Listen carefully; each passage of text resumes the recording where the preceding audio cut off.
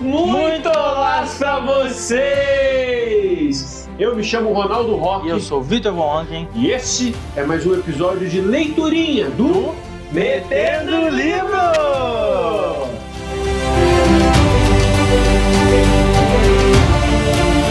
Não esqueça de curtir o nosso programa, seguir a gente nas redes sociais, comentar, compartilhar e avaliar nosso programa também. Ligue o sininho. Exatamente. Para receber as nossas notificações sempre que tiver um lançamento. E tudo isso, galera, pelo link que tá na descrição. É isso aí. Boa leitura pra vocês. Valeu. Valeu. Beijão.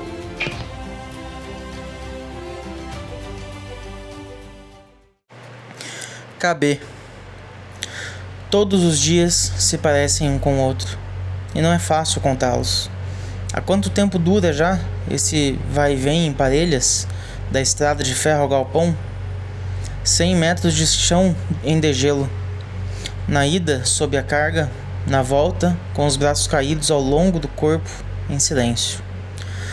Ao redor de nós, tudo nos é hostil. Por cima, sucedem-se maldosas nuvens para tirar-nos o sol. Por todos os lados circunda-nos a esquálida floresta de ferro retorcido. Nunca vimos seus limites, mas sentimos ao redor a presença má do arame farpado que nos segrega do mundo.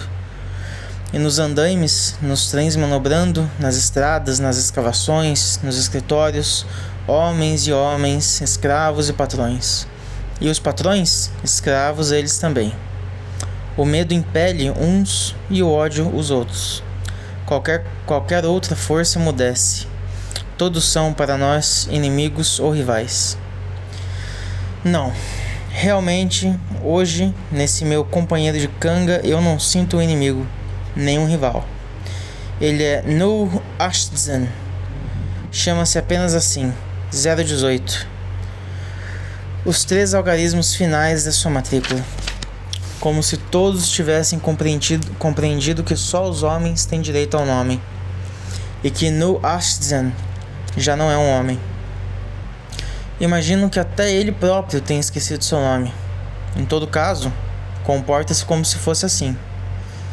Quando fala, quando olha, dá a impressão de estar interiormente oco, nada mais do que um invólucro, como certos despojos de insetos que encontramos na beira dos pântanos, ligados por um fio às pedras e balançados pelo vento.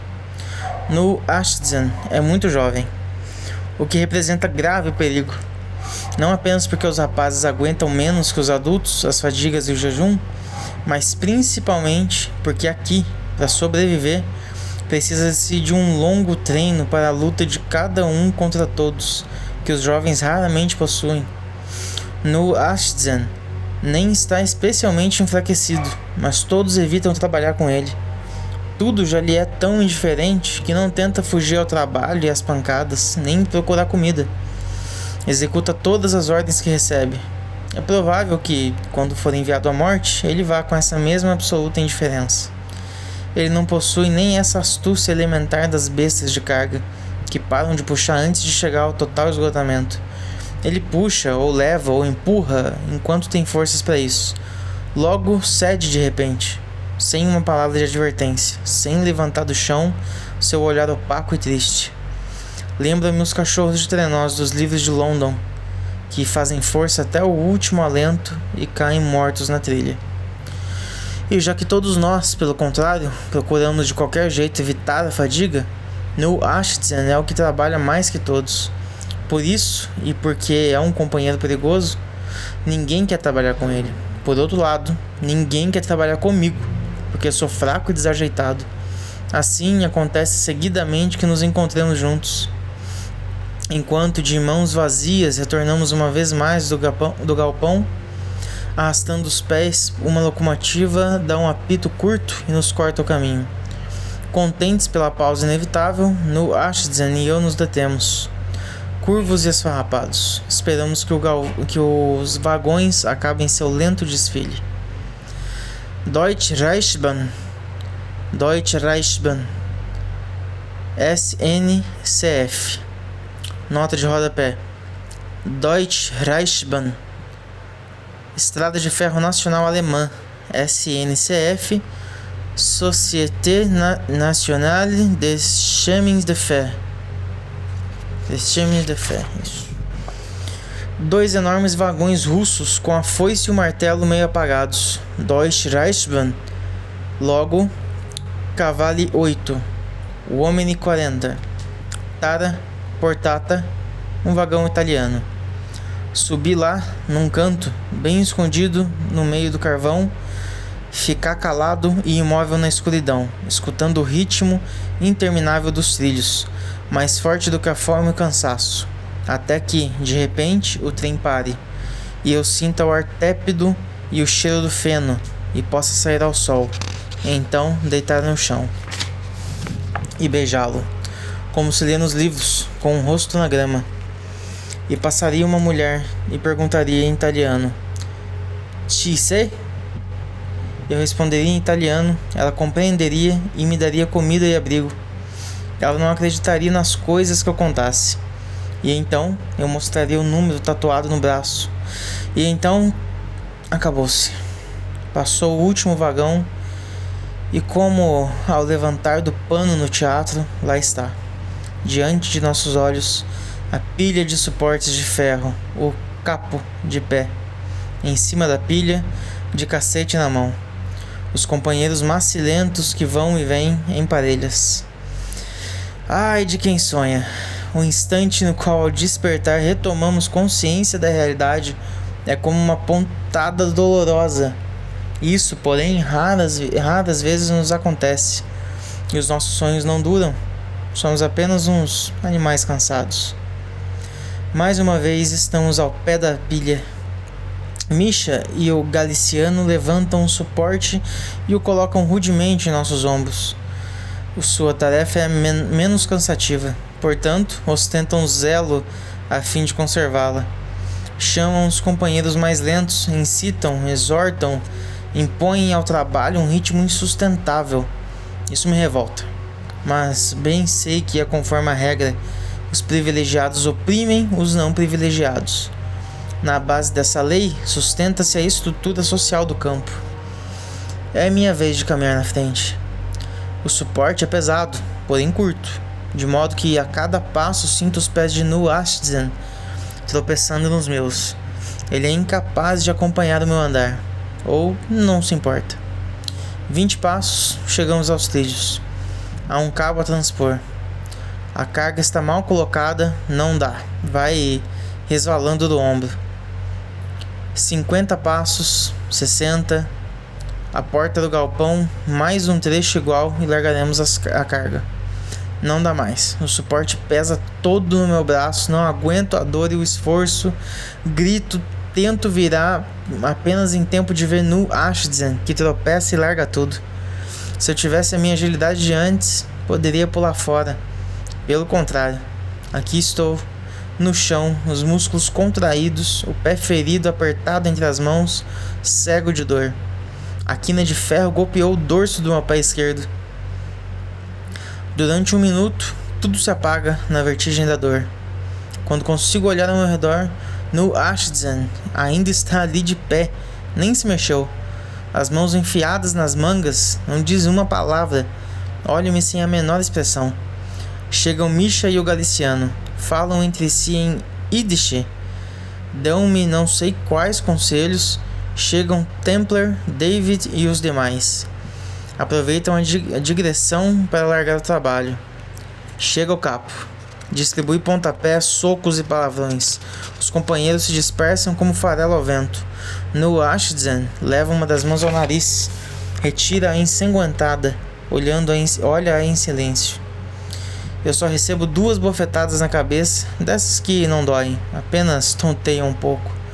O episódio está encerrado. Verifico que, bem ou mal, me aguento em pé. O osso não deve estar quebrado. Não me animo a tirar o sapato, com medo de reavivar a dor. E também porque sei que depois não poderei tornar a pô-lo. O pé vai inchar. O capo manda-me substituir o Galiciano na pilha. Este, olhando-me carrancudo, vai tomar seu lugar junto a Nu Ashtzen. Mas já passam os prisioneiros ingleses. Está quase na hora de voltarmos ao campo. Durante a marcha, esforço-me por andar depressa, mas não consigo manter o ritmo dos outros. O capo designa no Ashton e Finder para me sustentarem até passarmos à frente dos SS. E por fim, sorte, essa noite não há chamada. Chego ao bloco. Posso jogar-me no beliche e tomar fôlego. Ou por causa do calor, ou pelo cansaço da caminhada, a dor voltou. E com ela, uma estranha sensação de umidade no pé ferido. Tiro o sapato. Tá cheio de sangue já coagulado, grudado ao barro e aos farrapos do pano que achei um mês atrás e que uso para entrochar os pés. Um dia o pé direito, no dia o pé esquerdo.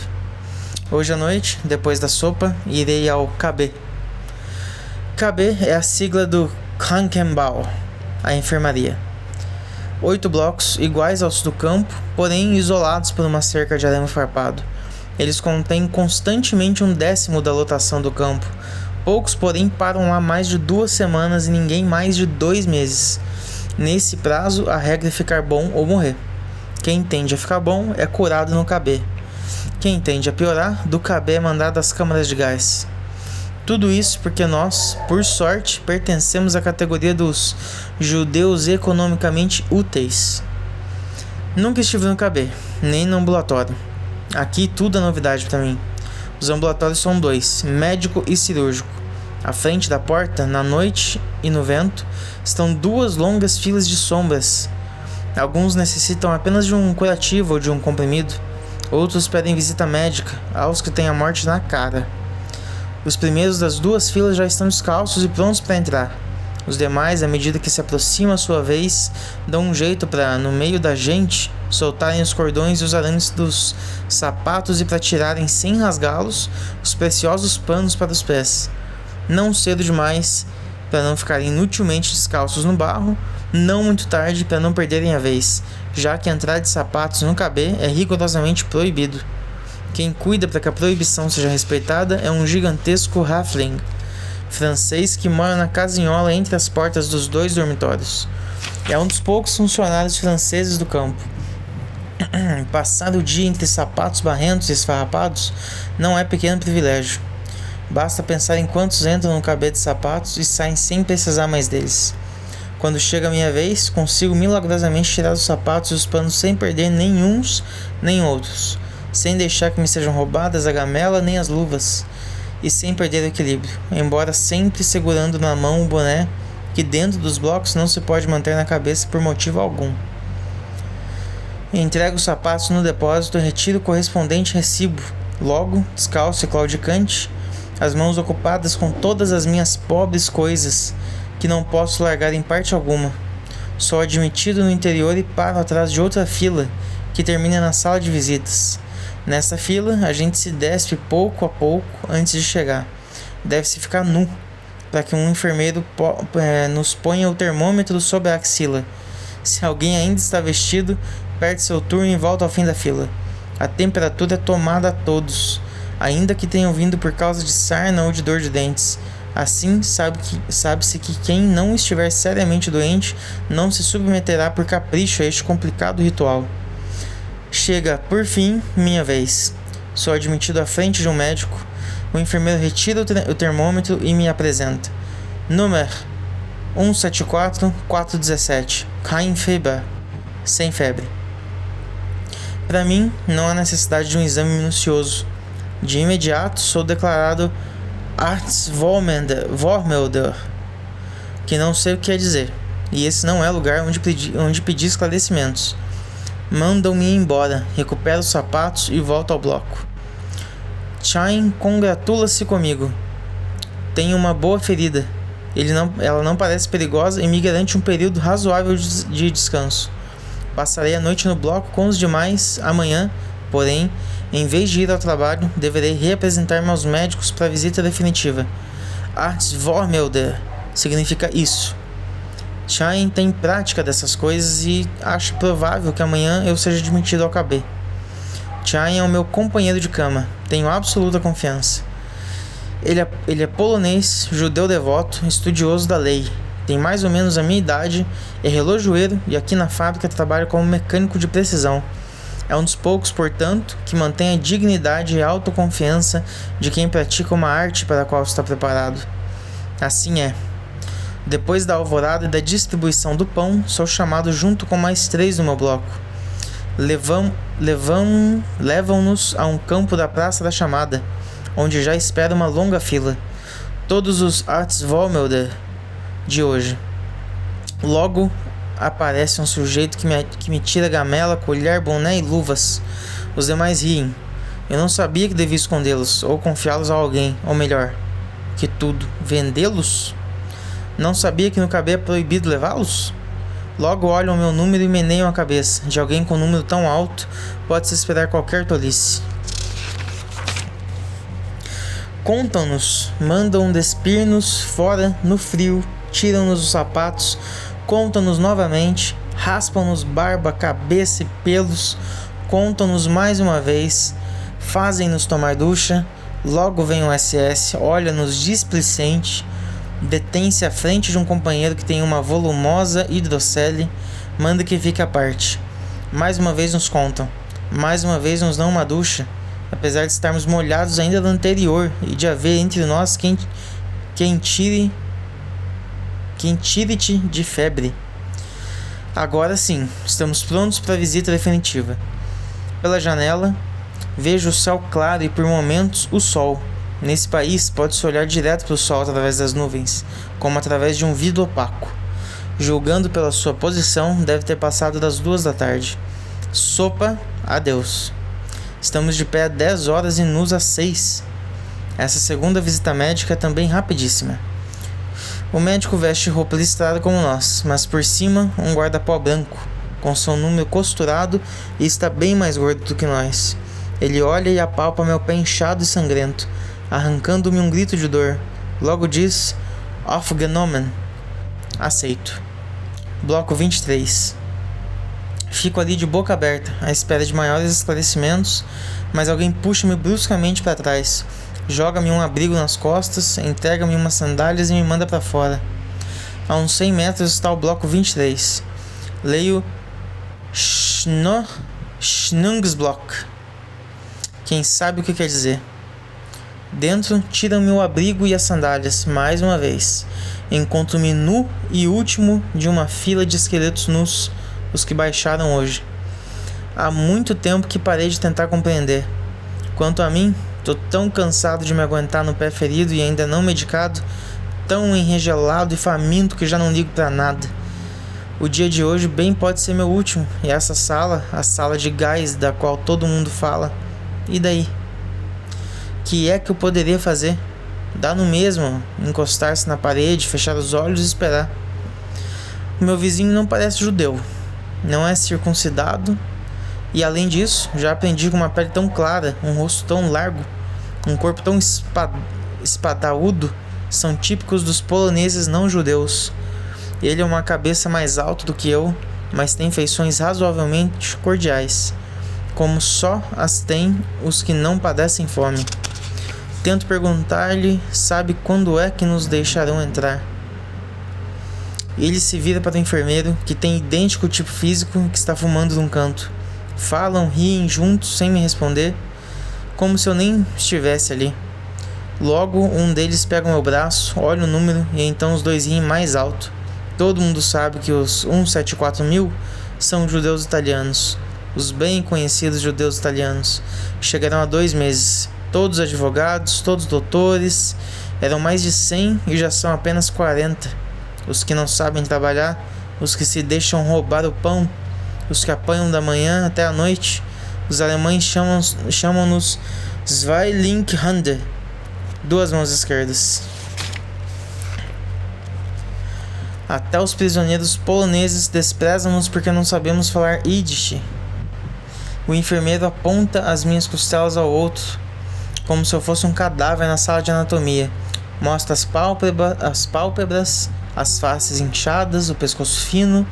Inclina-se, faz pressão com o dedo em minha canela, indicando a profunda cavidade que o dedo deixa na palha da carne, como se fosse cera. Desejaria não ter falado ao polonês. Parece-me que nunca sofri na minha vida toda insulto pior.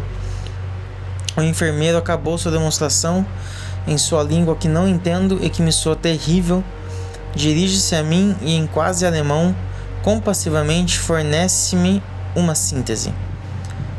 Du Jude Caput, du Schnell Crematorium fertig. Tu, judeu liquidado, tu em breve crematório acabado. Passaram algumas horas mais até que todos os doentes fossem admitidos, recebessem a sua camisa e fossem preenchida sua ficha. Eu, como sempre, fui o último. Um sujeito de roupa listrada, bem novinho, perguntou onde é que nasci, qual era o meu trabalho quando civil, se tinha filhos, quais foram as minhas doenças. Um monte de perguntas pra quê? Tudo isso é uma complicadíssima farsa pra rir de nós. E esse seria um hospital onde mandam a gente ficar de pé, nu, pra fazer perguntas? Por fim, a porta abre-se também para mim e posso entrar no dormitório. Aqui também, como em toda parte, beliches de 3 andares, em 3 filas em todo o bloco, separados por 13 estreitíssimos corredores.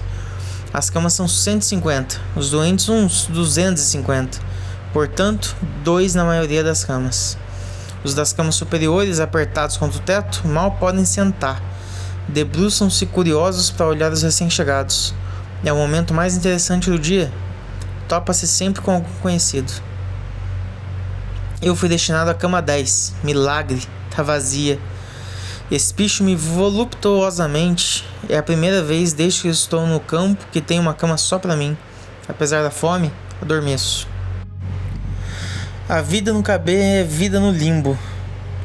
Os sofrimentos materiais não são muitos, a não ser a fome e os ligados às doenças. Não faz frio, não se trabalha, e desde que não se incorra em alguma falta grave, não se apanha. A alvorada é às 4 também para os doentes. A gente tem que arrumar a cama e se lavar, mas não há muita pressa nem rigor. Às 5h30, distribuição de pão. Podes cortar o pão sossegadamente em finas fatias e comê-lo em paz, deitados na cama, e pode-se dormir novamente até o meio-dia, hora da distribuição da sopa. Até às 4 da tarde, Mittagsruhe, sexta. A essa hora, frequentemente há visita médica e curativos. Devemos descer dos beliches, tirar a camisa e entrar na fila. Também o rancho da noite é distribuído junto às camas. Após o que às 9 apagam-se todas as luzes, a não ser a lâmpada velada do guarda. E é o silêncio. Pela primeira vez desde que estou no campo, a alvorada pega-me no meio de um sono profundo. Acordar é regressar do nada. Na hora da distribuição do pão, ouve-se ao longe, no ar escuro, a banda de música que começa a tocar. São os companheiros sadios que saem, formados para o trabalho. Aqui no KB, mal se ouve a música. Chega-nos constante, monótono, o martelar do bumbo e dos pratos. Mas nessa textura, as frases musicais desenham-se só por momentos, ao capricho do vento. Entreolhamo-nos de uma cama a outra, sentimos todos que essa música é infernal. As músicas são poucas, talvez uma dúzia. Cada dia as mesmas, de manhã e à noite. Marchas e canções populares caras a todo alemão. Elas estão gravadas em nossas mentes. Serão a última coisa do campo a ser esquecida. São a voz do campo, a expressão sensorial de sua geométrica loucura e da determinação dos outros em nos aniquilar, primeiro como seres humanos, para depois matar-nos lentamente. Ao ecoar essa música, sabemos que os companheiros lá fora, na bruma, partem marchando como autômatos. Suas almas estão mortas e a música substitui a vontade deles. Leva-os como o vento leva as folhas secas.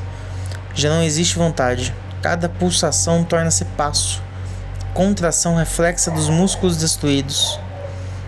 Os alemães conseguiram isso. 10.000 prisioneiros, uma única máquina cinzenta, estão programados, não pensam, não querem. Marcham. Na marcha de saída e na de regresso, nunca faltam os SS. Quem poderia negar-lhes o direito de assistir a essa coreografia que eles criaram? A dança dos homens apagados, pelotão após pelotão, voltando e indo em direção à bruma. Que prova mais concreta de vitória? Também os do KB conhecem esse ir e voltar do trabalho. A hipnose do ritmo interminável que mata o pensamento e embota a dor. Passarão por isso outra vez. Era preciso, porém, sairmos do encantamento, ouvirmos a música de fora, assim como a ouvíamos no Cabê e como agora escrevendo a recrio em minha lembrança. Depois da libertação, do renascimento, já sem lhe obedecer, sem lhe ceder, para percebermos o que ela era, para compreendermos por qual deliberado motivo os alemães criaram esse ritual monstruoso e porque ainda hoje, quando a memória nos restitui alguma dessas inocentes canções, o sangue gela em nossas veias e temos consciência de que regressar de Auschwitz não foi pequena sorte. Tenho 2 vizinhos de beliche. Jazem dia e noite, lado a lado, pele contra pele, entrelaçados como os peixes do zodíaco, de modo que cada um deles tem os pés do outro ao lado da cabeça. Um deles é Walter Bonn, holandês, educado e de certa cultura. Ele repara que não tenho com que cortar o pão, empresta-me a faca e logo propõe trocá-la por ração de pão. Regatei o preço, acabo desistindo, penso que aqui no Cabê sempre vou conseguir algum emprestado. E fora daqui as facas custam apenas 1/3 de ração. Nem por isso Walter se abstém da sua cortesia, e ao meio-dia, depois de tomar sopa, lambe a colher, o que é conveniente antes de emprestá-la, para limpá-la e para não desperdiçar os restinhos de sopa ainda aderentes. E espontaneamente a oferece. Qual é a tua doença, Walter? Kopperschwach. Esgotamento orgânico. É a pior das doenças. Não tem cura. É extremamente perigoso entrar no Cabê com esse diagnóstico. Não fosse o edema dos tornozelos, e eles mostram, que ele impede de ir ao trabalho, nunca teria pedido baixa. Quanto a esse tipo de perigos, ainda tenho ideias confusas. Todos falam nisso indiretamente, por alusões, se pergunto, olham-me e calam. É verdade, então, o que se ouve dizer? De seleções de gás, de forno crematório? Crematório. O outro, o vizinho de Walter, acorda sobressaltado, endireita-se. Quem fala em crematório? Que há? Não podem deixar a gente dormir em paz? Ele é um judeu polonês, albino, com um rosto magro e benévolo. Já passou da juventude. Chama-se Schmulek. É ferreiro. Walter brevemente o informa. De Italiener. Não acredita nas seleções? Schmulek esforça-se por falar alemão, mas fala Yiddish. Tão grande, porém, é a sua ânsia evidente de fazer-se compreender que bem ou mal compreendo. Faz Walter calar com um gesto. Cabe a ele me convencer. Me mostra teu número. Tu és 174517. Essa numeração começou há 18 meses e vale para Auschwitz e os campos que dele dependem. Nós somos agora 10.000 aqui em Bunamonowitz. Uns 30.000 talvez entre Auschwitz e Birkenau. Wo sind die anderen? Onde estão os outros? Talvez transferidos para outros campos. Schmulek abana a cabeça, diz a Walter. Will nix verstehen. Ele não quer compreender. Estava escrito, porém, que em breve eu entenderia, e as expensas do mesmo Schmulek. À noite abriu-se a porta do bloco, uma voz gritou: Achtung! Atenção! Todo o barulho cessou. Fez-se um silêncio de morte. Entraram 2 SS, um dos quais cheio de galões seria um oficial.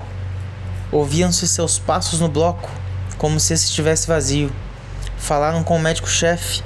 Esse mostrou um registro, apontando uma outra anotação. O oficial tomou nota numa caderneta. Schmulek, toca-me um joelho. Passauf! Cuidado!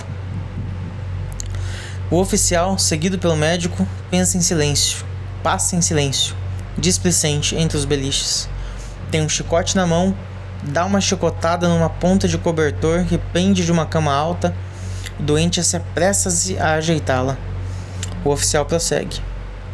Outro doente tem a cara amarela. O oficial arranca-lhe os cobertores, apalpa-lhe o ventre e diz: Gut, e vai adiante. Aí está. Deitou o olhar em Schmulek. Pega a caderneta, controla o número da cama e da tatuagem. Eu, da cama de cima, posso enxergar muito bem. fez uma cruzinha ao lado do número de Schmolek. Depois prossegue. Olho para Schmolek e atrás dele vejo o olhar de Walter. Não pergunto mais nada. No dia seguinte, em vez do grupo habitual dos que tiveram alta, saem 2 grupos diferentes. Os primeiros foram barbeados e tosquiados e tomaram ducha. Os outros saíram assim como estavam, barbudos, sem fazer curativo, sem ducha. Ninguém se despediu deles. Ninguém lhes deu recados para os companheiros sãos. Neste grupo estava Schmolek. Assim, de um modo discreto, sossegado, sem ostentação, sem cólera, pelos blocos do KB, cada dia vai a morte, e toca esse ou aquele. Quando Schmolek foi embora, deixou-me a faca e a colher. Walter e eu evitamos olhar-nos e ficamos um tempo em silêncio. Logo, Walter me pergunta como é que eu consigo conservar tanto tempo a minha ração de pão. Esclareceu que ele costuma cortar a dele ao comprido, para ter fatias mais largas e passar melhor a margarina. Walter me explica muitas coisas. Schonungsblock significa bloco de descanso. Aqui só tem doentes sem gravidade ou convalescentes, ou que não precisam de tratamento. Entre eles, ao menos uns 50 disentéricos. Estes são controlados a cada 3 dias. Põem-se em fila no corredor. No fim, há 2 bacias de folha e o enfermeiro com registro, relógio e lápis. Os doentes apresentam-se de 2 a 2 e têm que mostrar ali e imediatamente que a diarreia continua. Dispõem exatamente de 1 minuto, após o qual exibem o resultado ao enfermeiro, que olha e julga. Lavam depressa as bacias numa cuba a isso destinada e já vêm os seguintes. Entre os que esperam, aos que se retorcem no esforço de reter o precioso testemunho, ainda 20, ainda 10 minutos. Outros sem recursos nesse instante, forçam veias e músculos no empenho oposto. O enfermeiro assiste impassível, mordiscando o lápis, um olhar ao relógio, outro às amostras que lhe vão sendo apresentadas. Nos casos duvidosos, leva a bacia ao médico para que a examine. Recebi uma visita. É o Pierro Sonino, de Roma. Viu como tapeei? Pierro tem uma enterite bem leve, mas está aqui há 20 dias. Gosta, descansa e engorda. Nem liga para as seleções e resolveu ficar no KB até o fim do inverno, custe o que custar. Seu método é o de colocar-se na fila atrás de um disentérico autêntico que apresente garantia de êxito, e na hora H, pedir sua colaboração, a ser remunerada com pão ou com sopa. Se o camarada concorda, o enfermeiro se descuida por um instante. Pierro troca as bacias, aproveitando essa confusão de gente e pronto. Bem sabe o risco que corre, mas até agora sempre se saiu bem. A vida do KB, porém, não é essa. Não está nos instantes cruciais das seleções, nem nos episódios grotescos dos controles de diarreia e piolhos, nem nas próprias doenças. O KB é o campo livre de sofrimento físico. Por isso, quem ainda possui um germe de consciência recupera essa consciência. Por isso, nos eternos dias vazios, a gente não fala apenas de fome de trabalho. Chegamos a considerar como nos transformaram, o quanto nos tiraram o que é a nossa vida. Nesse KB, parêntese de relativa paz, aprendemos que a nossa personalidade corre maior perigo que a própria vida. Os antigos sábios, em vez de exortar, lembra-te que vais morrer, deveriam ter recordado esse outro maior perigo que nos ameaça. Se do interior do campo uma mensagem tivesse podido filtrar até os homens livres, deveria ter sido essa: procurem não aceitar em seus lares o que aqui nos é imposto. Quando se trabalha, se sofre, não há tempo de pensar. Nossos lares são menos que uma lembrança. Aqui, porém, o tempo é nosso, de beliche para beliche. Apesar da proibição, nos visitamos e falamos. O bloco de madeira, apinhado de humanidade sofredora, está cheio de palavras de lembranças de uma dor diferente. Heimweh chama-se em alemão essa dor. É uma palavra bonita. Significa dor do lar. Sabemos de onde viemos. As lembranças do mundo de fora povoam nossos sonhos e nossas vigílias. Percebemos com assombro que não esquecemos nada. Cada lembrança evocada renasce à nossa frente, dolorosamente nítida. Não sabemos, porém, para onde vamos. Talvez sobrevivamos às doenças, escapemos das seleções. Talvez aguentemos o trabalho e a fome que nos consome. Mas depois? Aqui longe, por enquanto, das blasfêmias e das pancadas, podemos retornar dentro de nós mesmos e refletir. Torna-se claro, então, que voltaremos. Viajamos até aqui nos vagões chumbados. Vimos partir rumo ao nada nossas mulheres e nossas crianças. Nós, feito escravos, marchamos 100 vezes ida e volta, para nossa fadiga, apagados na alma antes que pela morte anônima. Não voltaremos. Ninguém deve sair daqui. Poderia levar ao mundo, junto com a marca gravada na carne, a má nova daquilo que em Auschwitz o homem chegou a fazer do homem. As nossas noites. Depois de 20 dias de KB, minha ferida sarou e tive alta com grande pesar. A cerimônia é simples, mas implica um doloroso e perigoso período de readaptação. Quem não dispõe de protetores, saindo do KB, não volta ao bloco e ao comando anterior, mas é destinado na base de critérios que desconheço a outro bloco qualquer e encaminhado a outro trabalho. Tem mais. Do KB a gente sai nu, recebe nova roupa e novos sapatos. Novos, quero dizer, não os mesmos que se deixou ao entrar. Deve-se agir rápida e atentamente para adaptá-los à sua pessoa, o que implica trabalho e despesas. Devem-se arranjar novamente faca e colher, por fim, e isso é o mais grave. Encontra-se estranho no meio desconhecido, entre companheiros nunca vistos antes e hostis, com chefes dos quais se descobre o caráter e dos quais, portanto, é difícil cuidar-se. A capacidade humana de cavar-se uma toca, de criar uma casca, de erguer ao redor de si uma tênue barreira defensiva, ainda que em circunstâncias aparentemente desesperadas, é espantosa e mereceria um estudo profundo. Trata-se de um precioso trabalho de adaptação, parte passivo e inconsciente, parte ativo. Cravar um prego no beliche para pendurar os sapatos à noite. Ajustar tácitos acordos de não agressão com os vizinhos, intuir e acertar os hábitos e leis peculiares do comando e do bloco. Graças a esse trabalho, depois de umas semanas conseguem-se alcançar certo equilíbrio, certo grau de segurança frente aos imprevistos. O ninho está feito, o trauma da mudança foi superado.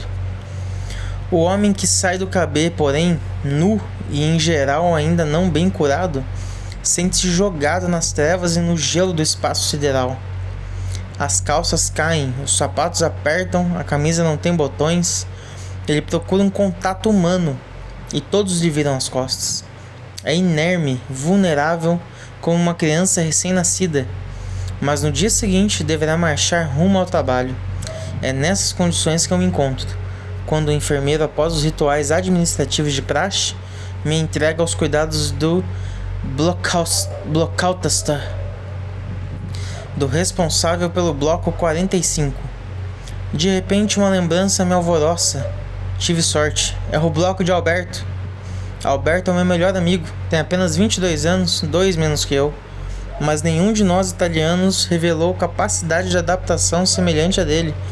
Alberto entrou no campo de cabeça erguida e vive no campo ileso, íntegro. Foi o primeiro a compreender que essa vida não é uma guerra. Não fez concessões a si mesmo, não perdeu tempo com recriminações ou compadecendo-se de si próprio e dos outros. Foi à luta desde o primeiro dia. Ajudam-no sua inteligência e sua intuição. Raciocina e acerta. Às vezes não raciocina e acerta também. Percebe tudo num instante, fala apenas um pouco de francês, mas compreende o que lhe dizem alemães e poloneses. Responde em italiano e com gestos se faz compreender e se torna simpático a todos. Luta pela vida, mas é amigo de todos. Sabe quem subornar, quem evitar, quem poderá mover-se a compaixão e a quem se deve resistir. Apesar de tudo, ele não mudou. É por isso que ainda hoje a sua cara lembrança continua tão perto de mim. Sempre vi nele e ainda vejo o símbolo raro do homem forte e bom, contra o qual nada podem as armas da noite. Não consegui licença para dormir na cama dele, e nem ele conseguiu, apesar de gozar já de certa popularidade no bloco 45.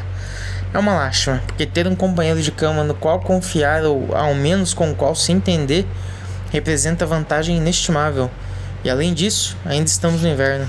As noites são longas e já que devemos compartilhar suor, cheiro e calor com alguém debaixo do mesmo cobertor num espaço de 70 centímetros, ao menos que se trate de um amigo. No inverno, as noites são longas e temos mais tempo para dormir. Acalma-se pouco a pouco a agitação do bloco. Faz mais de hora que acabou a distribuição do rancho noturno. E só alguns obstinados insistem em raspar o fundo, já lustroso, da gamela, revirando-a minuciosamente debaixo da lâmpada, franzindo a testa atentos. O engenheiro Cardos vai de beliche em beliche, fazendo curativos nos pés feridos e nos calos inflamados. É o seu negócio. Não há quem não renuncie de boa vontade a uma fatia de pão, desde que lhe seja aliviado o tormento das chagas encardidas, que sangram a cada passo durante todo o dia. Desse modo, honestamente, o engenheiro Carlos resolveu o problema da vida. Pela portinhola traseira, às escondidas e olhando cauteloso em volta, entra o cantador. Senta no beliche de Vashman e logo junta-se ao redor dele uma turminha atenta e silenciosa. Ele canta uma interminável rapsódia Yiddish, sempre igual, em quadras ritmadas de uma melancolia resignada e penetrante. Ou talvez seja assim que a lembre, só porque a ouvi naquela hora e naquele lugar? Pelas poucas palavras que compreendo, parece uma canção que ele mesmo compôs sobre a vida no campo em seus menores detalhes. Alguém generosamente gratifica o cantor com uma pitada de fumo ou com uma agulhada de linha. Outros escutam absortos, mas não dão nada. De repente, ainda retumba o chamado para a última função do dia. Wer hat kaputt die Schuhe? Quem tem sapatos novos? Rotos. Quem tem sapatos rotos? E já se desencadeia a barulheira dos 40 ou 50 aspirantes à troca, que se precipitam rumo ao Tagesraum. Numa corrida maluca, bem sabem que só os primeiros 10 ou melhor dos casos serão atendidos. Depois ao sossego. A luz se apaga uma primeira vez, apenas uns segundos, para avisar os alfaiates que guardem o fio e a valiosíssima agulha.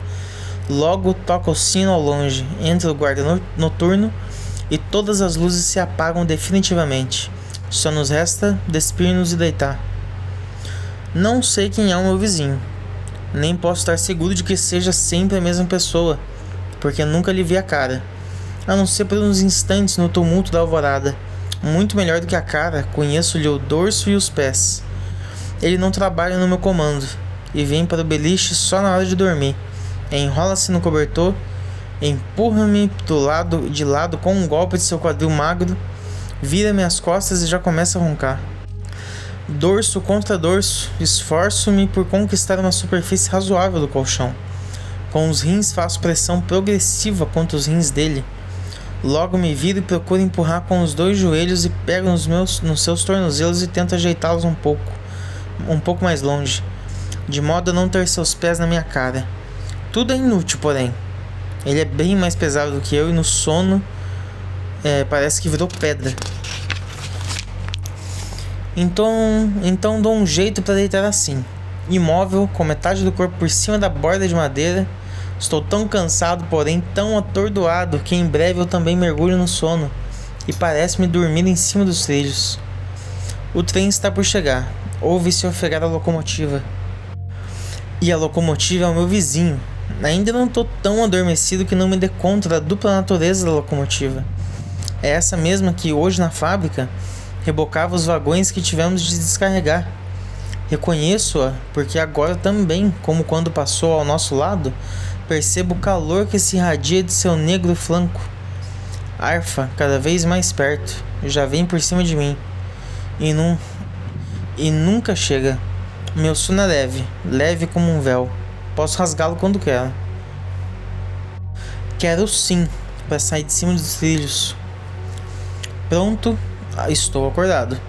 Não bem acordado, só um pouco. Entre a insensibilidade e a consciência. Tenho os olhos fechados, não quero abri-los. Não, para que o sono não fuja de mim, mas ouço os ruídos. Esse apito ao longe eu sei que é de verdade, não é da locomotiva do sonho. É o apito do trenzinho da fábrica, que trabalha dia e noite. Uma longa nota firme, logo outra, mais baixa de um semitom. Logo a primeira nota de novo, mais curta, truncada. Esse apito é importante, é, de certo modo, essencial. Tantas vezes já ouvimos, ligado ao sofrimento do trabalho do campo, que se tornou seu símbolo.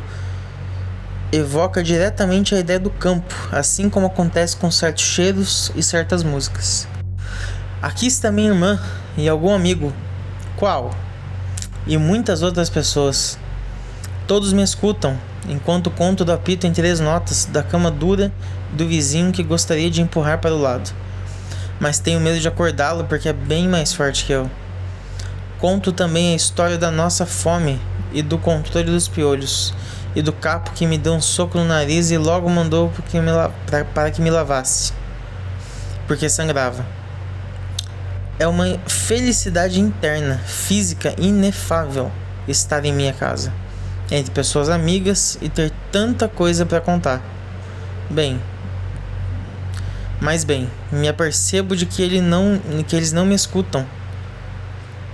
Parecem indiferentes, falam entre si de outras coisas como se eu não estivesse ali.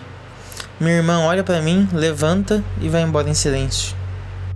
Nasce então dentro de mim uma pena desolada, como certas mágoas da infância que ficam vagamente em nossa memória.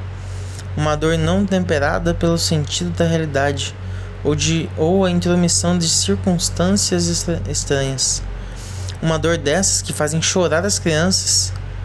Melhor então que eu torne mais uma vez à tona, que abra bem os olhos. Preciso estar certo de que acordei mesmo. O sonho está na minha frente, ainda quentinho, e eu, embora desperto, continuo dentro com essa angústia do sonho. Lembro então que não é um sonho qualquer, que desde que vivo aqui já o sonhei muitas vezes com pequenas variantes de ambiente e detalhes. Agora estou bem lúcido. Recordo também que já contei o meu sonho a Alberto e que ele me confessou que é esse também o sonho dele e o sonho de muitos outros. Talvez de todos. Por quê? Porque o sofrimento de cada dia se traduz constantemente em nossos sonhos, na cena sempre repetida da nossa narração, da narração que os outros não escutam. Enquanto medito assim, procuro aproveitar esse intervalo de lucidez para tirar de cima de mim os farrapos de angústia da modorra anterior e garantir talvez a paz do próximo sono. Sento no escuro, olho ao redor, aguço o ouvido. Os companheiros dormem. Respiram, roncam, alguns se queixam e falam. Muitos estalam os lábios e mexem os maxilares. Sonham que comem. Esse também é um sonho de todos, um sonho cruel. Quem criou o mito de Tântalo devia conhecê-lo. Não apenas se vê a comida, sente-se na mão, clara, concreta. Percebeu seu cheiro, gordo e penetrante. Aproximam-na de nós, até tocar nossos lábios. Logo sobrevém algum fato cada vez mais diferente e o ato se interrompe. Então o sonho se dissolve, cinde-se em seus elementos, mas recompõe-se logo, recomeça semelhante e diverso. E isso sem descanso, para cada um de nós, a cada noite enquanto a alvorada não vem. Devem ter passado as 11 da noite, porque já é frequente o vai e vem a tal balde ao lado do guarda. É um obsceno tormento, uma vergonha indelével. A cada 2, 3 horas temos que levantar para despejar essa quantidade de água que durante o dia devemos absorver, sob a forma de sopa, a fim de saciar a fome. Sob a forma de sopa, a fim de saciar a fome. Essa mesma água que à noite nos incha tornozelos e olhos, marcando em todos os rostos uma semelhança disforme, e cuja eliminação impõe aos rins um trabalho extenuante. Não se trata apenas da procissão até o balde.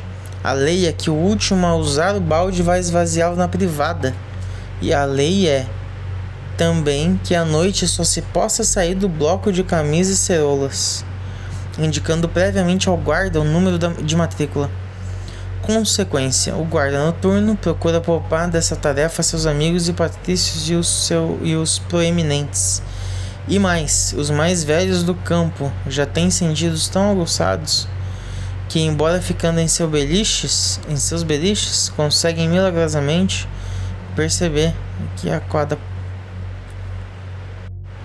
apenas pelo barulho das paredes do balde se o líquido chegou ou não ao nível perigoso, e portanto conseguem em geral evitar a tarefa. Os candidatos ao serviço de esvaziar o balde são poucos em cada bloco, enquanto os litros de líquido a eliminar são no mínimo 200, de modo que o balde deve ser esvaziado umas 20 vezes por dia. Em conclusão, o risco é grave para nós, inexperientes e não privilegiados, quando a cada noite a necessidade nos impele até o balde. De repente o guarda pula fora de seu canto, nos agarra, rabisca o nosso número, nos entrega os tamancos e o balde e nos empurra para fora. Na neve, irritantes e sonolentos, toca-nos arrastar-nos até a latrina, com o balde batendo nas pernas nuas, asquerosamente morno. Não tão cheio que a cada sacudida algo transborde em nossos pés. Por isso, embora a tarefa seja nojenta, ainda é melhor que toque a nós e não ao nosso companheiro de cama. Assim transcorrem as nossas noites. O sonho de Tântalo e o sonho da narração inserem-se num contexto de imagens mais confusas. O sofrimento do dia, feito de fome, pancadas, frio, cansaço, medo e promiscuidade, transforma-se à noite em pesadelos disformes de inaudita violência. Como na vida livre, só acontecem nas noites de febre. Despertamos a cada instante, paralisados pelo terror, num estremecimento de todos os membros, sob a impressão de uma ordem berrada por uma voz furiosa, numa língua incompreensível. A procissão do balde e o barulho dos nossos pés descalços no assoalho transformam-se em outra simbólica procissão. Somos nós, cinzentos e idênticos, pequenos como formigas e altos até as estrelas, comprimidos uns contra os outros, inumeráveis, por toda a planície até o horizonte, fundidos, às vezes numa única substância, numa massa angustiante na qual nos sentimos presos e sufocados, ou às vezes numa marcha em círculo, sem começo nem fim, numa ofuscante vertigem, numa maré de náusea que nos sobe até a garganta, até que a fome, o frio ou a bexiga cheia encaminhem os nossos sonhos dentro dos esquemas de sempre. Quando o pesadelo mesmo ou o incômodo nos despertam, tentamos em vão decifrar seus elementos, rechaçá-los um por um fora da nossa percepção atual, para defender o nosso sono da sua intromissão. Mas logo que fechamos os olhos, percebemos novamente que o cérebro recomeçou a trabalhar, independentemente da nossa vontade. Zune e martela sem descanso, constrói fantasmas e signos terríveis, sem parar os traça e os agita numa névoa cinzenta na tela dos sonhos. Enquanto dura a noite, porém, através desse constante alternar-se de sono, vigília e pesadelos, estão sempre presentes a espera e o terror do instante da alvorada. Graças a essa faculdade misteriosa comum a muitos, podemos, embora sem relógios, prever quase exatamente sua chegada. A hora do toque da alvorada, que muda conforme as estações, mas que precede sempre e muito a aurora, toca insistentemente o sininho do campo. Em cada bloco, o guarda noturno acaba seu trabalho, liga as luzes, levanta-se, espreguiça-se e pronuncia a condenação de cada dia. Aufstehen. Levanta. Ou, mais frequentemente, em polonês, Wstawaj. Bem poucos são os que ainda dormem quando é pronunciada essa palavra. A dor nesse instante é aguda demais para que a sua aproximação não se dissolva ao sono mais profundo. O guarda noturno bem sabe disso. Nem precisa gritar em voz de comando. Fala em voz baixa e calma. Será logo ouvido e obedecido. A palavra estrangeira cai como uma pedra no fundo de cada alma. Levantar. A ilusória barreira dos cobertores quentinhos, o tênue invólucro do sono, a evasão, embora tormentosa, da noite, desabam ao redor de nós. Estamos irremediavelmente despertos, expostos à ofensa, cruelmente nus e vulneráveis. Vai começar mais um dia igual aos outros. Tão longo que o seu termo é quase inconcebível. Quanto frio, quanta fome, quanto cansaço nos separam ainda desse termo. Melhor concentrar a atenção e o desejo na forminha de pão cinzento, que é pequena sim, mas que em breve será nossa, e durante 5 minutos, até que a tivermos devorado, constituirá tudo que a lei desse lugar nos permite possuir. Ao Vustavak recomeça o tumulto. De repente, o dormitório inteiro entra numa atividade frenética. Cada um sobe e desce pelo beliche, arruma a cama e ao mesmo tempo trata de pôr a roupa, de modo a não perder de vista nenhum de seus pertences. O ar enche-se de pó. Andamos dentro de uma nuvem opaca. Os mais rápidos abrem caminho às cotoveladas para chegar ao lavatório e à privada antes que se forme a fila. E já entram em função os garis, que empurram para fora todo mundo, aos gritos e às pancadas. Arrumei a cama, botei a roupa. Desço até o chão, ponho os sapatos, reabrem-se as chagas dos pés. Mais um dia começa. O trabalho. Antes de Resnik, ao meu lado dormia um polonês cujo nome ninguém sabia. Ele era calado e manso, tinha 2 velhas feridas nas canelas e à noite exalava um cheiro nauseabundo de doença. Era ainda débil de bexiga e me acordava 8 ou 10 vezes cada noite. Uma tarde entregou-me as luvas e baixou ao hospital. Durante meia hora esperei que o encarregado esquecesse que eu ficara sozinho em minha cama, mas já depois do toque de silêncio, o beliche estremeceu e um sujeito comprido e vermelho com o número dos franceses de Drancy. Nota de rodapé. Em Drancy, perto de Paris, os alemães organizaram um grande campo provisório para os judeus capturados na França e destinados aos campos de extermínio. E esse francês subiu ao meu lado. Ter um companheiro de cama de alta estatura é uma desgraça. Significa perder horas de sono, e a mim tocam sempre companheiros altos, porque sou baixinho e 2 compridões não cabem juntos numa cama. Vi logo, porém, que Resnik, apesar disso, não era mau companheiro. Falava pouco e gentilmente. Era limpo, não roncava, só levantava 2 ou 3 vezes por noite e procurando não incomodar. De manhã prontificou-se a arrumar a cama, tarefa complicada, trabalhosa, que implica uma responsabilidade considerável, já que os que não arrumam direito a sua cama, os Schlachter, Bettenbauer, são devidamente punidos. Arrumou-a bem e depressa, de maneira que me causou certa fugaz alegria o fato de que mais tarde, na Praça da Chamada, ele fosse agregado ao meu comando. Na marcha para o trabalho, vacilando sobre nossos tamancos por cima da neve gelada, trocamos algumas palavras. Resnik é polonês. Correção, então, né? Ele estava no campo de concentração de Drancy, perto de Paris, mas ele é polonês. Resnik é polonês. Morou 20 anos em Paris, mas fala um francês terrível. Tem 30 anos, porém, assim como cada um de nós, poderia aparentar entre 17 e 50. Contou-me a sua história e já esqueci. Devia ser, por certo, uma história dolorosa, comovedora, cruel, porque todas as nossas histórias são assim. Centenas de milhares de histórias, cada uma diferente das demais e cada uma carregada de uma trágica, surpreendente fatalidade. Contamos-nos essas histórias, uns aos outros à noite. Histórias de fatos acontecidos na Noruega, Itália, Argélia, Ucrânia. Histórias simples e incompreensíveis como as da Bíblia. Ou serão, acaso, histórias de uma nova Bíblia?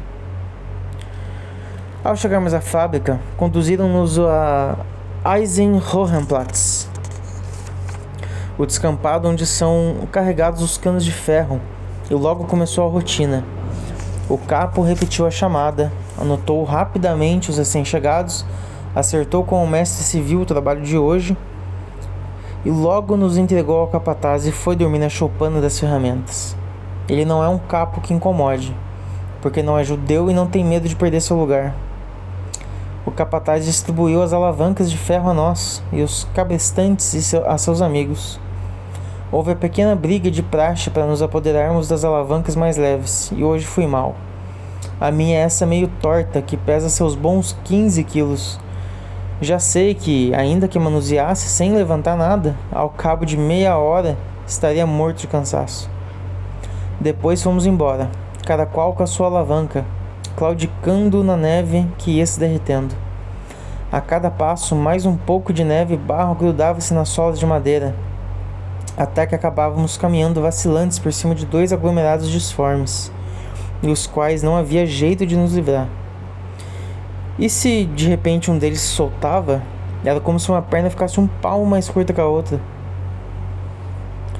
Hoje vamos descarregar do vagão um enorme cilindro de ferro fundido. Parece-me um cano para síntese de gases. Deve pesar várias toneladas. Melhor assim, a gente cansa menos lidando com as grandes cargas do que com as pequenas. O trabalho é mais repartido. Recebem-se as ferramentas adequadas, só que é um trabalho perigoso. Não dá para se distrair. Um descuido e a carga pode nos esmagar. Mestre Nogala em pessoa, o capataz polonês rígido, sério, caladão, cuidou da tarefa de descarga. Agora o cano jaz no chão e Mestre Nogala disse: "Bolen Hollen". Sentimos-nos desfalecer. Isso significa trazer dormentes para armar no barro mole a trilha sobre a qual o cilindro vai ser empurrado com as alavancas até a fábrica. Os dormentes estão afundados no chão e pesam 80 quilos, o que representa mais ou menos o limite das nossas forças. Os mais robustos, trabalhando em pares, podem transportar dormentes durante algumas horas. Para mim isso é uma tortura. O peso esmaga-me o ombro após a primeira viagem. Já estou surdo e meio cego pelo esforço. Cometeria qualquer covardia para evitar uma segunda viagem. Tentarei ficar em parelha com Resnick, que parece ser bom trabalhador e alto como é, acabará aguentando a maior parte do peso. Bem sei o que vai acontecer. Resnick recusará com desprezo e procurará juntar-se com outro sujeito robusto. Então pedirei para ir ao banheiro e lá ficarei enquanto puder. Logo tentarei me esconder, embora com a certeza de ser descoberto, escarnecido e surrado. Tudo, porém, será melhor que esse trabalho. Ao contrário, Resnick aceita. E não apenas isso. Levanta sozinho o dormente, encosta-o em meu ombro direito com cuidado. Logo levanta a outra ponta, sustenta em seu ombro esquerdo e partimos. O dormente tem uma crosta de neve e barro. A cada passo choca-se contra a minha orelha. A neve desliza no meu pescoço. E depois de uns 50 metros, já estou no limite do que uma criatura pode aguentar. Meus joelhos se dobram. O ombro dói como se um torniquete o apertasse. O equilíbrio vacila. A cada passo, o barro segura meus sapatos. Esse onipresente barro polonês, cujo monótono peso enche os nossos dias. Mordo fundo meus lábios. Bem sabemos que provocar-se uma pequena dor acessória pode vir de estímulo para juntar as extremas reservas de energia. Também os capos sabem disso. Alguns deles nos surram por pura brutalidade. Outros, porém, surram-nos quando estamos debaixo da carga quase carinhosamente, acompanhando os golpes com exortações e incitamentos, assim como fazem os carroceiros com seus esforçados cavalos. Chegamos ao cilindro, largamos o dormente, eu fico imóvel, os olhos vazios, a boca aberta, os braços pendentes, absorto no êxtase efêmero e negativo da cessação da dor.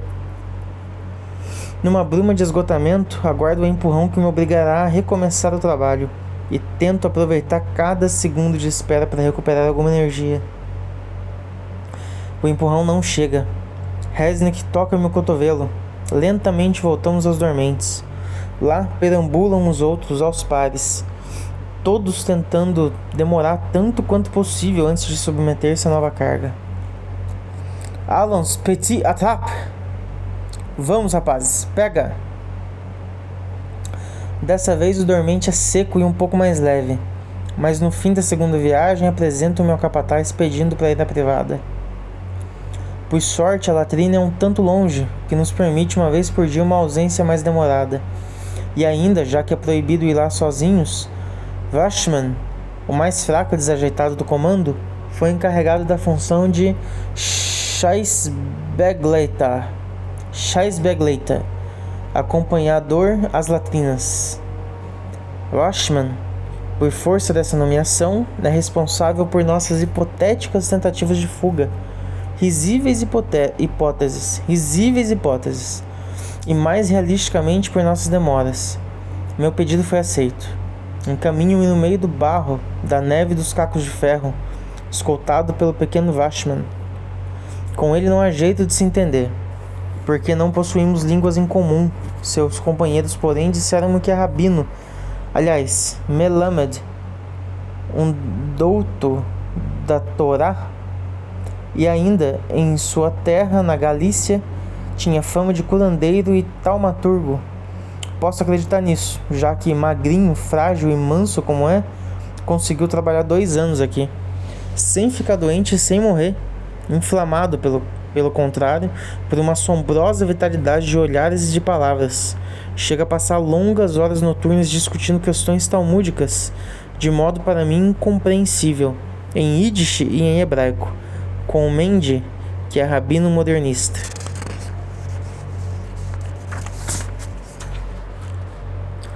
A latrina é um oásis de paz. É uma latrina provisória, que os alemães ainda não equiparam com os tabiques de madeira habituais para separar os vários setores. Nur für Engländer, só para ingleses. Nur für Polen, poloneses. Nur für ukrainisch, Frauen, mulheres ucranianas, e assim por diante. E mais à parte, Nur für Häftling. No interior, lado a lado, estão sentados os 4 Häftling esfomeados. Um velho barbudo, operário russo com a faixa azul OST no braço esquerdo. Um rapaz polonês, com um grande P branco no peito e nas costas. Um prisioneiro de guerra inglês, de rosto maravilhosamente róseo e barbeado. A farda caqui reluzente, bem passada e limpa, a não ser a grande marca nas costas. KG, Kriegsgefangener, prisioneiro de guerra. Um 5º Häftling está na porta e a cada pessoa que entra desafivelando o cinto pergunta, paciente e monótono: "Êtes-vous français?" François? Français? Acho que é français. Quando volto ao trabalho, vejo passar os caminhões do rancho, o que significa que são 10 horas. Já é alguma coisa. O intervalo do meio-dia já se vislumbra nas brumas do futuro, e isso nos dá força. Ainda faço 2 ou 3 viagens com Resnick, sempre tentando achar dormentes mais leves. Até em pilhas afastadas, mas os melhores já foram levados. Só restam os outros, medonhos de cantos cortantes, carregados de barro e de gelo, ou com travessas de ferro encravadas, onde encaixar os trilhos. Quando Franz vem chamar Washman para que vá retirar o rancho com ele, quer dizer que são 11 horas, que amanhã quase acabou. Ninguém quer pensar na tarde. Depois, às 11h30, o rancho chega e vem as perguntas de sempre. Qual é a quantidade da sopa hoje? E como ela é? E se nos tocou da superfície ou do fundo do panelão? Eu me esforço por não fazer essas perguntas, mas não posso evitar de aguçar avidamente o ouvido às respostas e o olfato à fumaça que o vento nos traz da cozinha. E por fim, como um meteoro celeste, sobre-humano e impessoal, como um sinal divino, soa o apito do meio-dia, atendendo aos nossos cansaços, nossas fomes anônimas e idênticas, e mais uma vez as coisas de sempre. Corremos para a barraca, formamos fila estendendo as gamelas. Todos temos uma urgência animal de despejar em nossas vísceras a quente mistura. Ninguém, porém, quer ser o primeiro, porque toca ao primeiro a ração mais líquida. Como sempre, o capo debocha de nós, insulta-nos por causa da nossa voracidade e nem pensa em remexer na sopa, porque o fundo espesso ficará para ele. Logo vem a beatitude da barriga cheia, quente, no calor do barraco, ao redor da estufa barulhenta. Os que fumam, com gestos avaros e devotos, enrolam um magro cigarro. As roupas úmidas de barro de neve fumegam na frente da estufa, com cheiro de canil e rebanho. Uma tácita convenção manda que ninguém fale. Num minuto todos dormem sentados lado a lado. Por momentos cabeceiam para frente e logo se endireitam, enrijecendo o lombo. Por trás das pálpebras recém-fechadas brotam violentamente os sonhos de sempre. De estar em nossa casa, numa prodigiosa banheira quente. De estar em casa, sentados à mesa. De estar em casa, narrando este nosso trabalho sem esperança, essa fome de sempre, esse sono de escravos. Logo, no meio dos vapores das torpes digestões, condensa-se um núcleo odoloroso e nos punge, e cresce até transpor o limiar da consciência, e nos tira a felicidade do sono. Es wird bald 1 Uhr sein. É quase 1 hora. Como um câncer rápido e voraz, isso acaba com o nosso sono e nos esmaga numa angústia antecipada. Aguçamos o ouvido ao vento assobiando lá fora, a neve zunindo na vidraça. Es wird schnell 1 Uhr sein. Já vai ser 1 hora. Enquanto cada um se aferra ao sono para que não o abandone, todos os nossos sentidos estão tensos no pavor do sinal que está por vir, que já está no umbral da porta, que chega. Aqui está. Uma pancada na vidraça. Mestre Nogala tirou uma bola de neve. Espera de pé, rígido lá fora, segura o relógio com um mostrador à vista. O capo levanta, espreguiça-se e diz em voz baixa, bem sabe que não precisa gritar para ser atendido: Alles heraus. Todos para fora. Poder chorar, poder enfrentar o vento como antigamente, de igual para igual, não como vermes ocos sem alma. Estamos fora. Cada qual retorna à sua alavanca.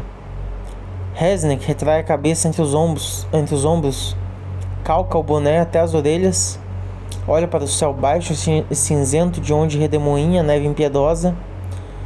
Si j'avais un chien, je ne le chassais pas dehors. Se tivermos um cachorro, não expulsaria.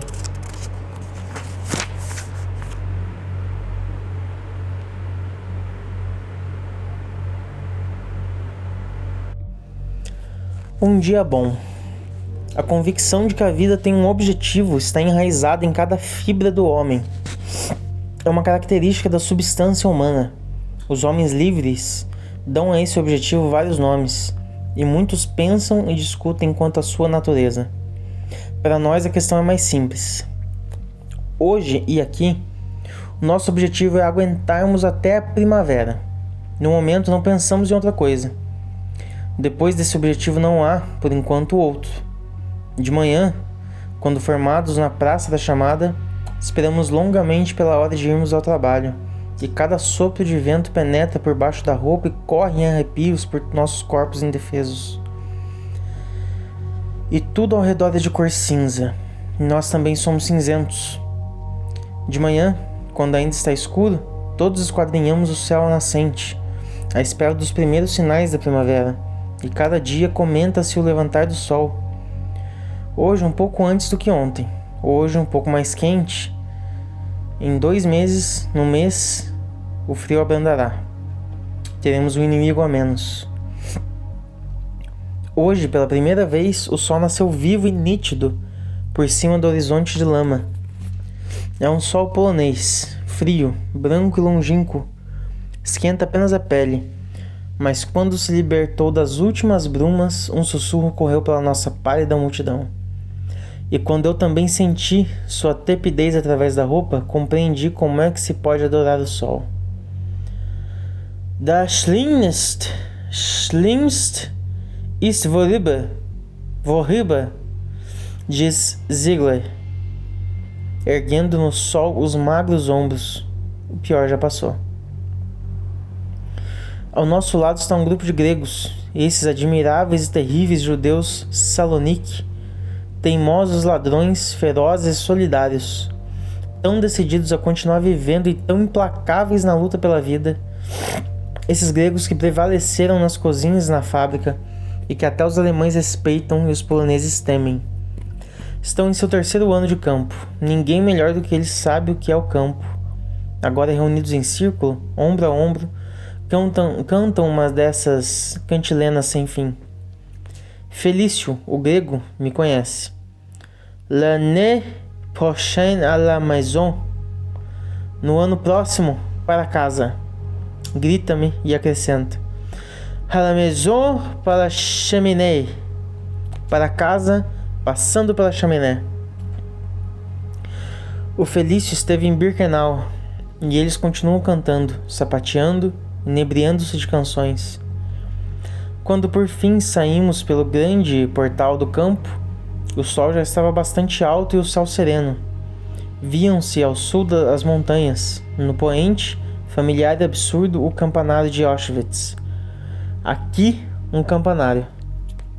E ao redor, o cerco dos balões cativos. Os vapores da fábrica estagnavam no ar frio. Viam-se também uma série de baixas colinas, verdes de bosques, e a vista nos apertou o coração. Todos sabemos que aquilo é Birkenau, que lá acabaram as nossas mulheres, que em breve nós também acabaremos lá.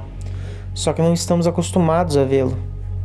Pela primeira vez nos damos conta de que, pelos lados da estrada, aqui também a campina é verde. Quando não há sol, onde está o verde dos campos? A fábrica, essa não.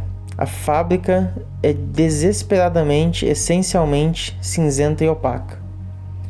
Este emaranhado sem fim de ferro, cimento, fumaça e lama é a negação da beleza. Suas ruas, seus edifícios, chamam-se como nós, com letras ou números, ou com nomes inumanos e sinistros. Dentro da sua cerca não cresce um fio de grama. A terra está saturada dos resíduos tóxicos de carvão e petróleo. Não há nada vivo, a não ser as máquinas e os escravos, mais vivas aquelas do que estes. A fábrica é grande como uma cidade. Ali trabalham, além dos chefes e técnicos alemães, 40.000 estrangeiros. Falam-se 15 ou 20 línguas. Todos os estrangeiros moram nos vários campos próximos. O campo dos prisioneiros ingleses, o campo das mulheres ucranianas, o campo dos voluntários franceses e outros campos que não conhecemos. Só o nosso campo, Judenlager, Vernichtungslager, Kazette, fornecem 10.000 trabalhadores, vindos de todas as nações da Europa. E nós somos os escravos dos escravos, que todos podem comandar. E o nosso nome é o número que levamos, tatuado no braço e costurado no peito.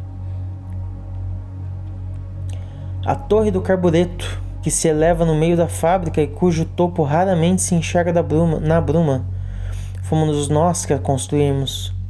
Seus tijolos foram chamados Ziegel, Bricks, Tegula, Segle, Kameny, Bricks, Teglak, e foi o ódio que os cimentou, o ódio e a discórdia, como a Torre de Babel. E assim a chamamos, Babel-Tam, Babel-Tam. E odiamos nela o sonho demente de grandeza dos nossos patrões, seu desprezo de Deus e dos homens, de nós homens. E ainda uma vez hoje, como na antiga lenda, nós todos percebemos, e os mesmos alemães o percebem, que uma maldição, não transcendente e divina, mas imanente e histórica, pende sobre essa insolente estrutura, fundada na confusão das linguagens e erguida a desafiar o céu, como uma blasfêmia de pedra. Da fábrica da Buna, que custou aos alemães 4 anos de trabalho, e na qual nós sofremos e morremos inumeráveis, nunca saiu nem 1 quilo de borracha sintética.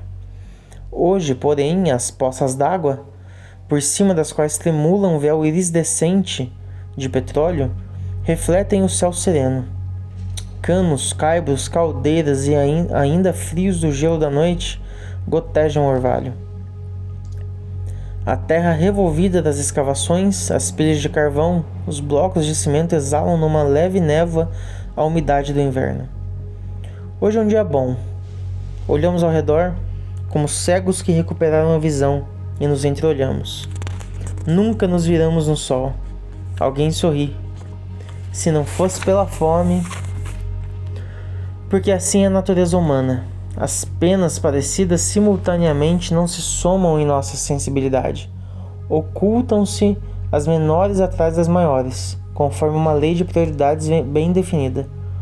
Isso é providencial e nos permite viver no campo. E é esse o motivo pelo qual ouve-se dizer a miúde na vida livre que o homem é incontentável. Realmente, mais que de incapacidade humana para um estado de bem-estar absoluto, trata-se de conhecimento insuficiente da complexidade do estado de desgraça. As suas causas, que são múltiplas e hierarquicamente dispostas, dá-se apenas um nome, o da causa maior, até que esta eventualmente chegue a cessar. E então nos assombra dolorosamente a constatação de que atrás dessa havia outra, uma série de outras. Portanto, acabado o frio, que durante todo o inverno nos parecia o único inimigo, demos-nos conta de ter fome, e voltando ao mesmo erro, hoje repetimos: se não fosse por essa fome, como poderíamos pensar em não ter fome? O campo é a fome. Nós mesmos somos a fome, uma fome viva. Além da estrada, trabalha uma escavadeira. A sua concha, suspensa nos cabos, escancara suas mandíbulas dentadas, paira num instante, como hesitando na escolha. De repente arremete contra a terra mole e argilosa, a bocanha ávida, enquanto da cabine sai um jato satisfeito de fumaça branca e densa.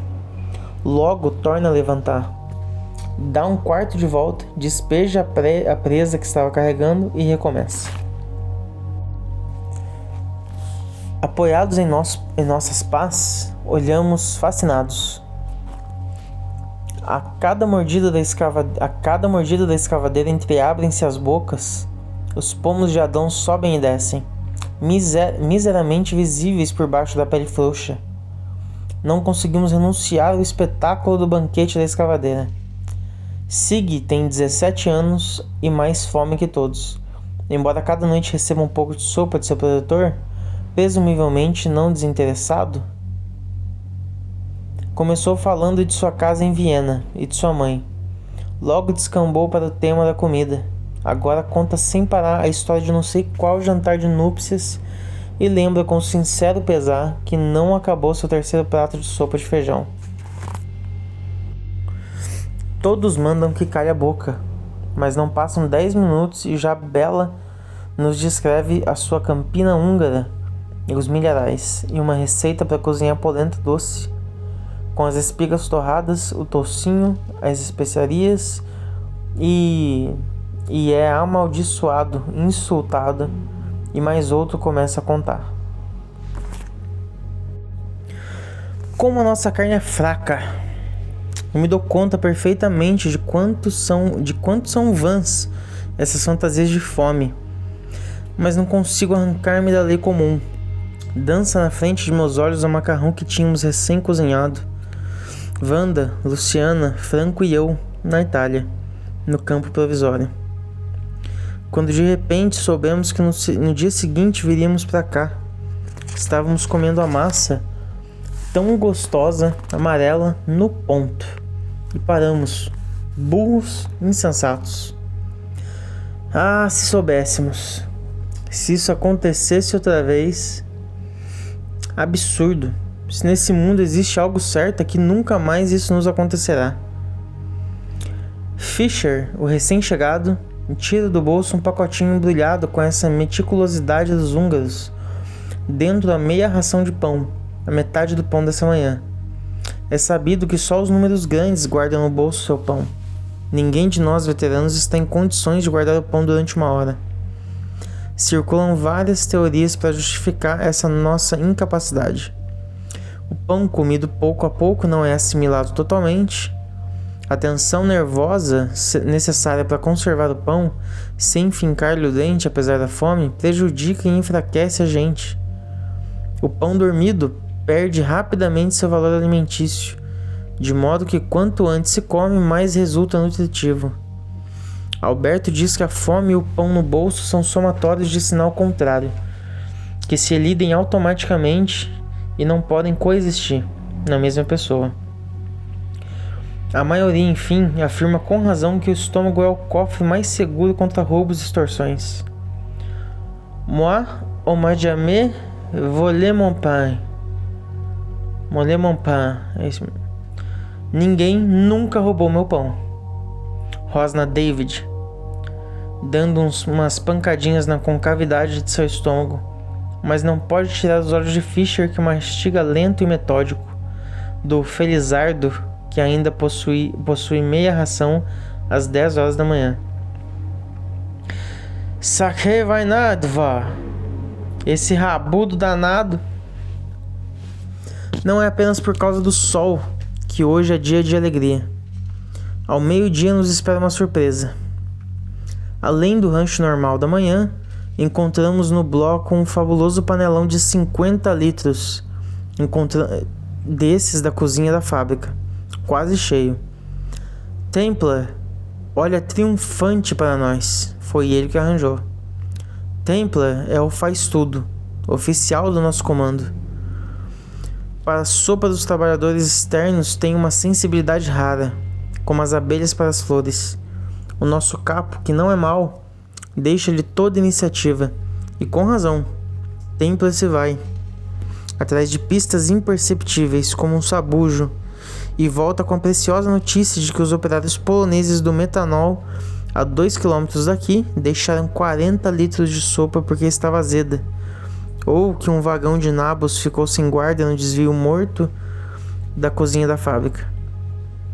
Hoje os litros são 50 e nós 15, inclusive o capo e o capataz. 3 litros por cabeça, um ao meio-dia, além do rancho normal, e quanto aos outros 2, iremos por turnos ao galpão, à tarde. Gozaremos excepcionalmente de 5 minutos de folga para encher a barriga. Que mais poderíamos desejar? Até o trabalho parece leve hoje, frente à perspectiva dos 2 litros espessos e quentes que nos esperam no galpão. De vez em quando o capo passa entre nós e chama: Wer hat noch zu fressen? Quem deve comer ainda? Realmente, fressen não é bem comer. Comer é comer como gente, sentados à mesa. Religiosamente é essen. Fressen é comer como bichos. Mas o capo não fala assim por escárnio. Comer assim de pé, a toda pressa, prendendo o fôlego, queimando-nos boca e garganta, é realmente fressen. Já é esta palavra certa, a que costumamos dizer. Se você chegou até aqui, você já sabe. Curte nosso programa, Compartilha, comenta, avalia, liga o sininho, cara, pra receber todas as notificações. Exatamente, segue a gente nas redes sociais, acompanha a gente, conversa com a gente, que a gente tá aqui pra escutar vocês, tá bom? É isso aí. Tudo isso pelo link na descrição, galera. Um beijo e até o próximo episódio. Até a próxima.